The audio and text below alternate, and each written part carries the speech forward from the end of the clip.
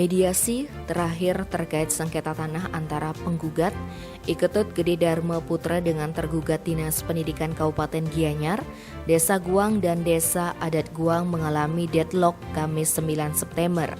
Hal itu terjadi lantaran tidak ada titik temu antara kedua belah pihak dalam perkara tersebut. Kedua belah pihak tetap bersikukuh mempertahankan lahan seluas 6.100 meter persegi tersebut. Mediasi yang hanya dihadiri oleh para kuasa hukum kedua belah pihak tersebut berlangsung selama 1 jam.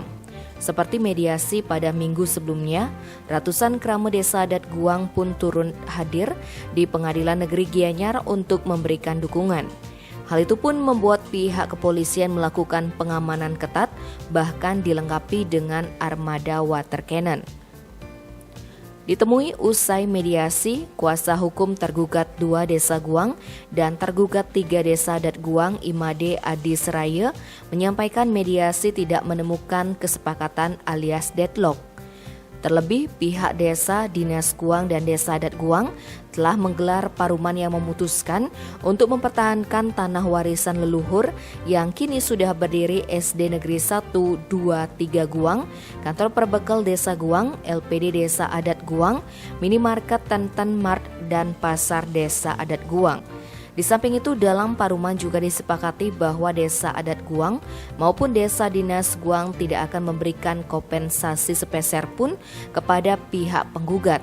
Apalagi menurutnya pihak tergugat sudah memiliki sertifikat hak milik atas tanah tersebut dan SPPT telah dibayarkan oleh pihaknya sejak tahun 2001.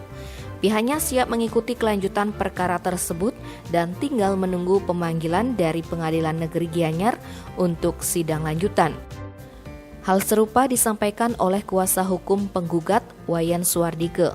Dia mengatakan bahwa mediasi tidak mencapai kesepakatan sehingga perkara tersebut akan dilanjutkan sesuai mekanisme yang berlaku di PN Gianyar.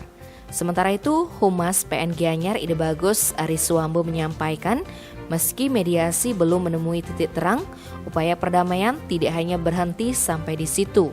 Karena selama proses persidangan nanti, kedua belah pihak bisa berdamai kapanpun asalkan belum ada keputusan yang memiliki kekuatan hukum tetap alias inkrah. Tim Bali Express melaporkan.